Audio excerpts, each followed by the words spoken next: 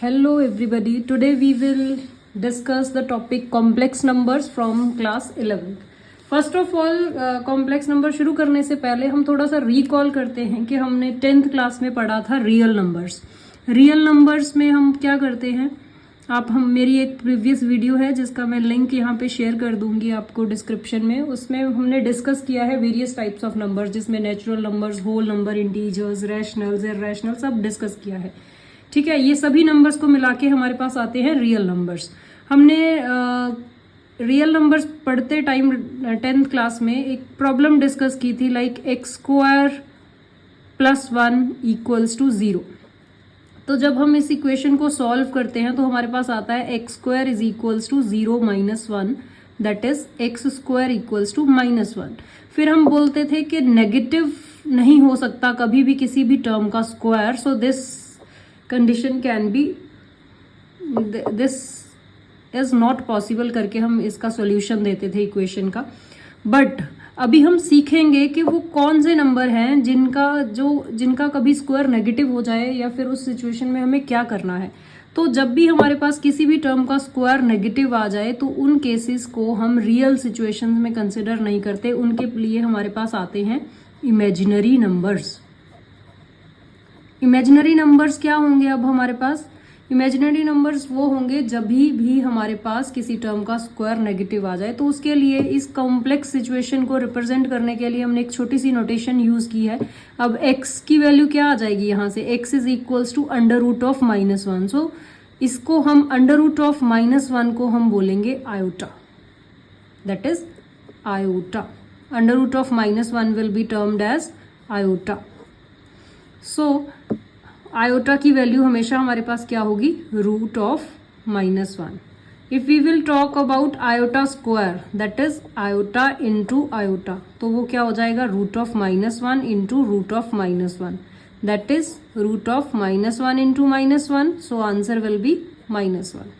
और you can say √(-1) into √(-1) means √(-1) whole square. Square and root will get cancelled out. So again the answer will be -1. Similarly, if it is iota cube, then it will be iota square into iota. Iota square we have just find out its value is, iota square's value is -1. Iota is √(-1). So iota square is -1.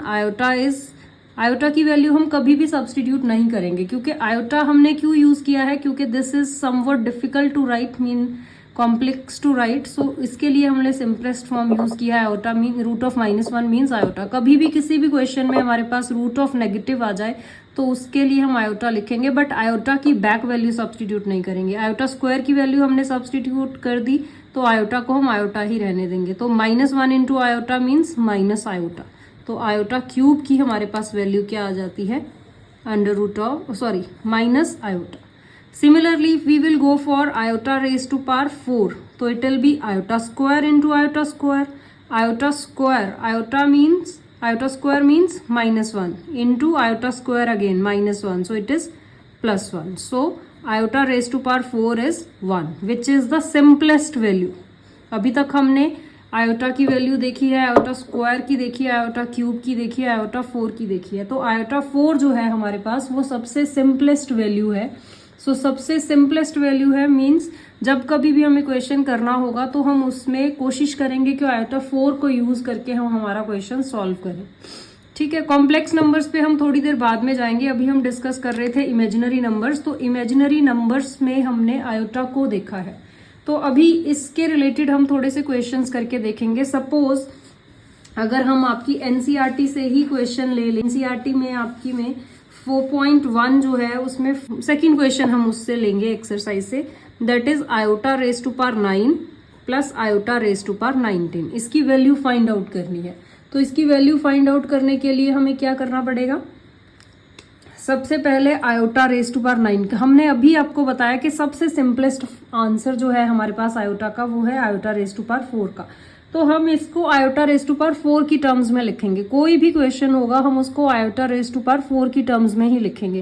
तो आप लिख सकते हो जो भी number है easy way में अगर मैं बात करूं तो आप हर नंबर को 4 से डिवाइड करना है, जो भी पावर होगी।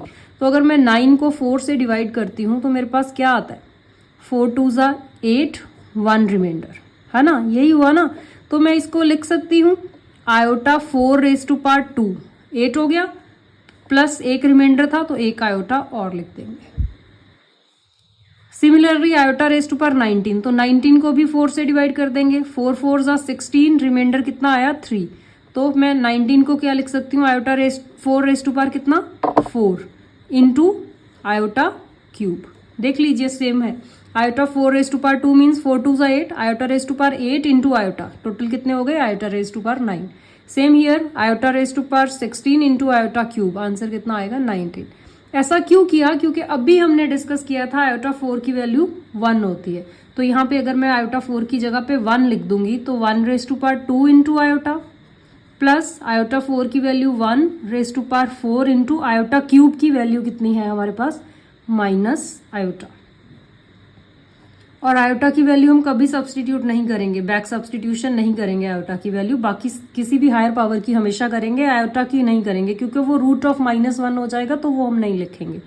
सो this is 1 square is 1, 1 into iota, plus 1 raise to power 4 is 1, 1 into minus iota. So iota minus iota, answer is 0।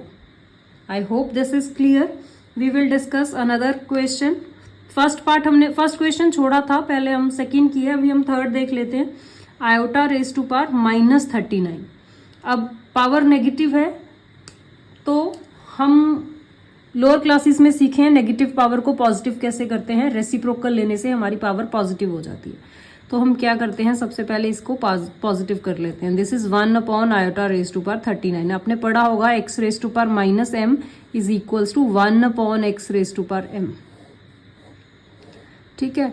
तो 1 upon iota raise to power 39 हो गया। अब 39 को हमने क्या करना है, 4 से डिवाइड कर देना है। तो जब 39 को आप 4 से डिवाइड करोगे, 4 9 ज़ा 36, रिमाइंडर इज 3। तो हम क्या लिखेंगे, 1 अपॉन आयोटा 39 को क्या लिखेंगे, आयोटा 4 रेज टू पावर कितना 9 into iota raise to power 3, 9 4 ज़ा 36, ये हो गया iota raise to power 36। This is iota raise to power 3, iota raise to power 36 into iota raise to power 3, basis same, powers add होके iota raise to power 39 ही बनेगा। So डरना नहीं। So this is 1 upon iota 4 की value तो हमें पता है 1 है, तो 1 रेज टू पावर कितना 9 इंटू आयोटा क्यूब की वैल्यू कितनी है हमारे पास, minus iota. So this is 1 upon 1 into minus iota, तो this is 1 upon minus iota. अब जैसे आपको याद है हम रैशनल नंबर चैप्टर करते थे, हम डिनोमिनेटर में इरेशनल नंबर नहीं लिखते थे, मतलब डिनोमिनेटर में रूट नहीं लिखते कभी भी। सिमिलरली हम डिनोमिनेटर में आयोटा भी नहीं लिखेंगे। तो जैसे हम रैशनलाइज करते थे ना, अगर हमारे पास कोई क्वेश्चन है, अगर आपको याद हो 10th क्लास में हम करते थे 1 अपॉन रूट 2 है, तो हम बोलते थे डिनोमिनेटर में रूट नहीं लिखना है, इसको रैशनलाइज करिए। रैशनलाइज करने के लिए रूट 2 से मल्टीप्लाई एंड डिवाइड करते थे, तो क्या आ जाता था, numerator is root 2, denominator is 2। तो this is rationalised form, denominator से आपका रूट गायब हो गया। सिमिलरली हम डिनोमिनेटर में आयोटा भी नहीं लिखेंगे, तो उसको हटाने के लिए हम क्या करेंगे, इसको रियलाइज करेंगे।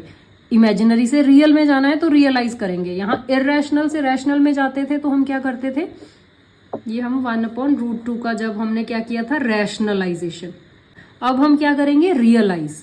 तो रियलाइज करने के लिए हम आयोटा से मल्टीप्लाई एंड आयोटा से डिवाइड करेंगे। तो 1 into iota is iota, iota into iota is iota square, आगे क्या था माइनस, वो वैसे ही रखेंगे।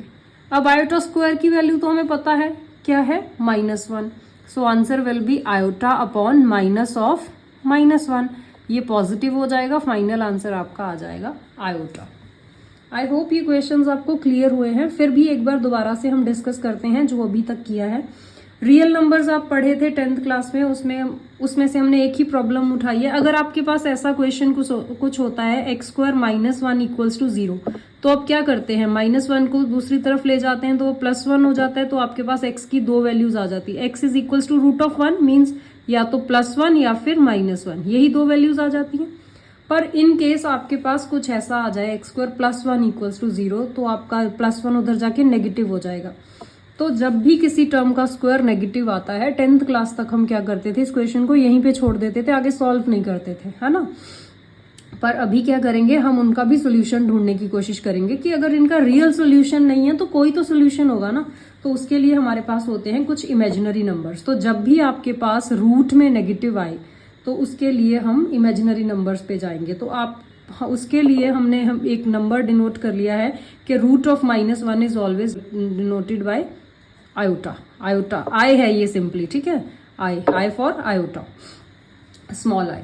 फिर उसके लिए हम क्या किए, कुछ आयोटा की हायर पावर्स की वैल्यूज फाइंड आउट करिए हमने।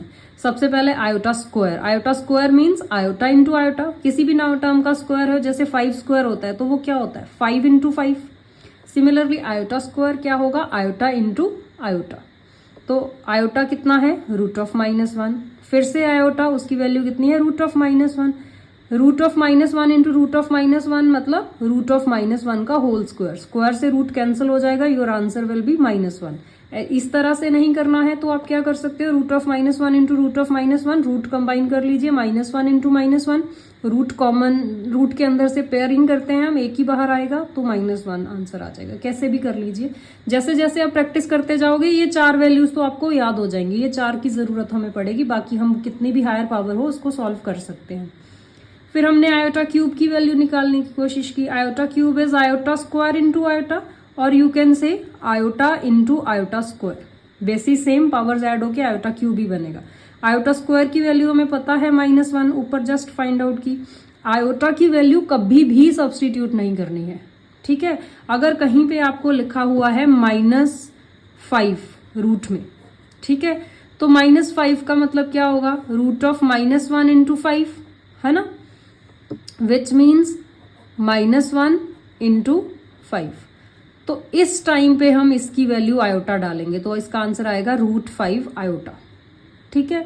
पर कभी भी आयोटा की वैल्यू बैक सब्सटीट्यूट नहीं करनी, रूट ऑफ -1। रूट ऑफ -1 की वैल्यू कहीं पे डालनी पड़े तो हम आयोटा डालेंगे, पर आयोटा की वैल्यू रूट ऑफ -1 किसी क्वेश्चन में नहीं डालेंगे, क्योंकि ये हमने सिंबल इसीलिए दिया है ताकि इसको थोड़ा सा सिंप्लीफाइड फॉर्म में लिख पाए, ठीक है। तो यहाँ पे जहां पे आयोटा आया था उसकी वैल्यू हमने सब्सटीट्यूट नहीं की, सिर्फ आयोटा स्क्वायर की, हायर पावर्स की हम किए, तो आंसर आ गया माइनस आयोटा।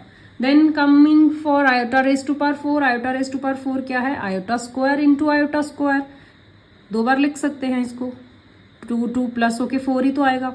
तो आयोटा स्क्वायर की वैल्यू हमने ऊपर फाइंड आउट की -1, आयोटा स्क्वायर की वैल्यू अगेन -1, दोनों को मल्टीप्लाई किया +1, तो आयोटा 4 की वैल्यू आ गई 1।